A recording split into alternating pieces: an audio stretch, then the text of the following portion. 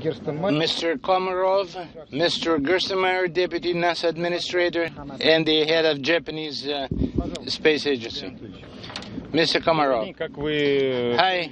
As you understand, the Soyuz launcher rocket worked in the most appropriate way and delivered the Soyuz vehicle to the estimated orbit. The crew feels okay, and we are awaiting a successful docking to the International Space Station. And it's great to have the crew on orbit, and we look forward to them docking to Space Station. И замечательно, что экипаж наконец на орбите, и мы с нетерпением ждем их стыковки к Международной космической станции.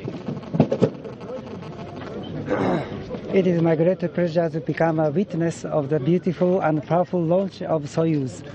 Я очень рад, что мне удалось запечатлеть прекрасный и очень такой мощный запуск ракет-носителя «Союз». I'd like to express my sincere thanks to Roscosmos and NASA for their effort to overcome the program's failures.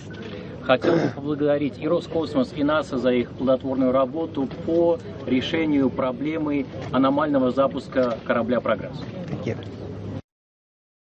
Mike Seferdini, ISS Program Manager. Mike, how challenging has this 2-month period been to find the rationale to fly safely? And how challenging will the next 5 months be with the 6 crew members now back together again on board and all the research you have to do as well as the other operations?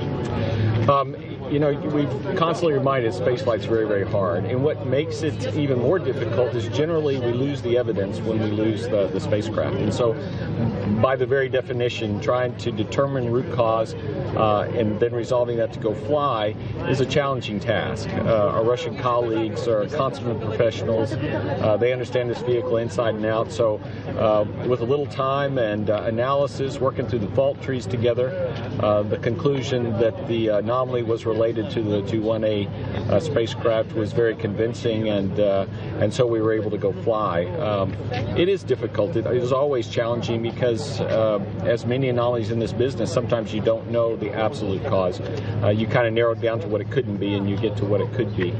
On orbit, I don't see it as a big challenge. I think we've said this before.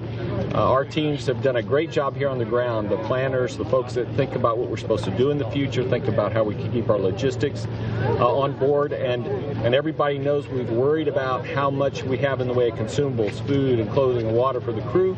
But the team also worries about the amount of spares we have on orbit, and also, perhaps very importantly, is the amount of research we have on orbit. So as it turns out, we have not only plenty of food and water and spares to get us towards the end of the year, but we also have plenty of research. So when the crew gets there and gets settled in, we'll have quite a bit for them to do. Again, I don't consider it a challenge, I just consider it what we do. So I'm happy that the team on the ground had the foresight to pre-position so much on orbit so that with these anomalies we've had, we've really been able just to kind of keep doing the business that we're supposed to be doing while getting back to flying the different vehicles. Bill Gerstenmaier, NASA's Associate Administrator for Human Exploration Operations. Bill, an important moment certainly with the successful launch of the crew following a challenging couple of months. What was going through your mind as you watched the vehicle light up on the pad and soar safely into an orbit and the start of the chase to reach the space station?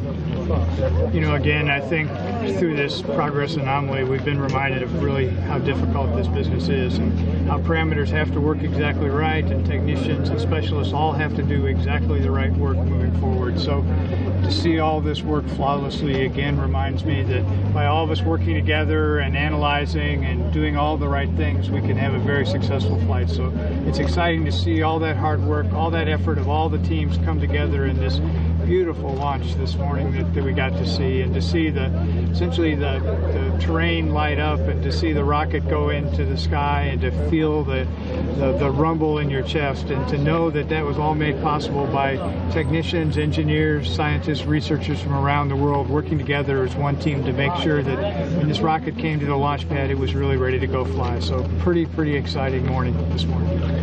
Bill, the two key words that come to my mind are patience and partnership to describe the program and getting to this point and then moving forward from this point. Would you agree with that?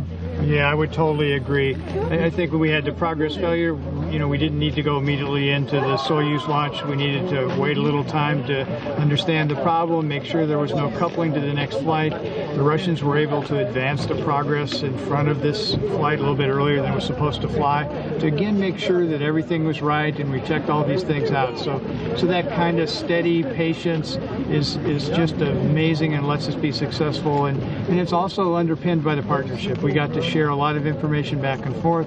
We got to describe what we saw in the data, what they saw in the data, and that really helps us fly safer together as a team. So again, I think working together and having the patience and not rushing things allowed us to really get to where we are today. So your two words, patience and partnership, are really outstanding terms to use for today.